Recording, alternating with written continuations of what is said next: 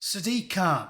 This city was built by migrants, by refugees. In the face of hostile, draconian and immoral immigration policies across Europe, we must all show more compassion towards those fleeing their country for a safer life. Hashtag Refugee Week. Right then, I didn't know it was Refugee Week, so as my little contribution, I'm going to now make a video completely shredding this bloke's fictional argument for toilet paper and pointing out that every single time Sad Sack Khan flaps his lips, a stream of lies come out. The bloke is so full of excrement that he really does need 3 arseholes.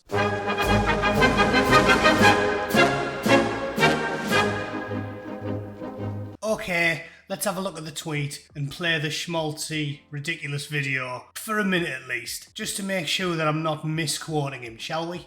And the reason why asylum seekers, refugees and others are risking their lives, their children's lives, to find a safe haven is because our country and other countries in Europe, in the global north, wealthy countries who prospered from these countries where people are coming from over centuries, there's no safe passages.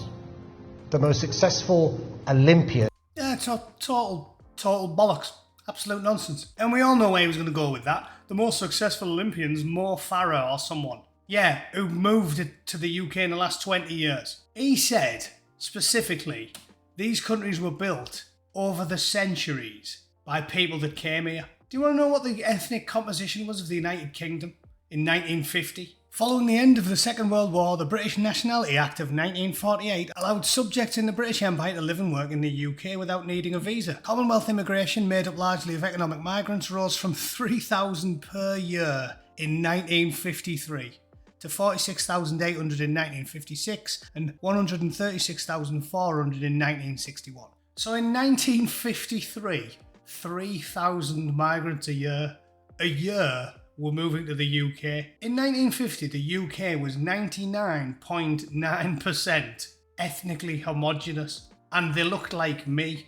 They didn't look like Idris Elba. Now, if London was built in the 1990s and the noughties after Tony Blair ushered in the total collapse of the country by bringing in millions of people, waifs and strays from all around the world, then what Sad Sack Khan said would be correct. And they would have helped build London. Tons of the Golden Bell End churches, loads of kebab shops where they blowtorch chickens on urine-sodden shopping trolleys, then it would be true. But they didn't. London is one of the oldest cities in the world. When people say, ooh, London, what buildings do they think of? Anything from the last 20 years? Probably not. Let's think of some big ones. The Royal Albert Hall. Opened in 1871. St Paul's Cathedral, consecrated in 1697. Big Ben, completed in 1859.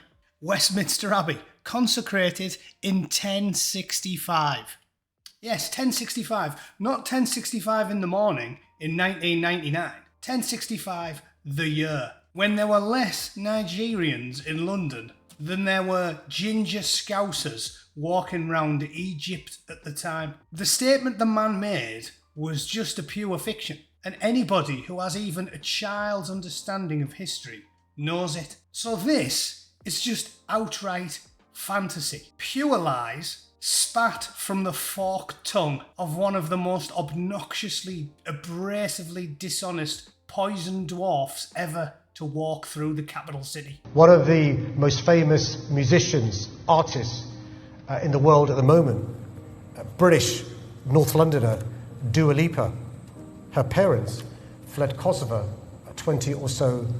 We've got to educate people about why this country is great, why this city is the greatest city in the world, and the history of immigration, asylum seekers and refugees. Have a great Refugee Week. As long as I'm mayor, London is open and you're welcome.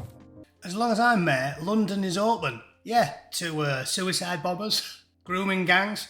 I think Lee Rigby had a pretty shitty week when he walked through London the last time. The capital of England is a ruin. Anybody with any sense goes nowhere near it. The only good thing about London is that its existence allows someone from a hall like Middlesbrough to point at somewhere other than their hometown and say, finally, I've found somewhere worse. Dua Lipa and Mohammed Farah and everybody else that he name drops probably came to London inside the last 30 or 40 years, probably from when Tony Blair opened the floodgates in the 90s. They didn't build it. It was thriving during the height of the Industrial Revolution. It's not new, and it wasn't built by refugees. Unless you're counting northern labourers from Yorkshire as refugees. But I don't think anybody with any sense does. Anyway, I hope the sensible people that watch this channel are well aware of all this and absolutely none of this was news. If it was, you need to get out more. And if it wasn't, well, you're probably already liked and subscribed, aren't you? Because you've got a brain.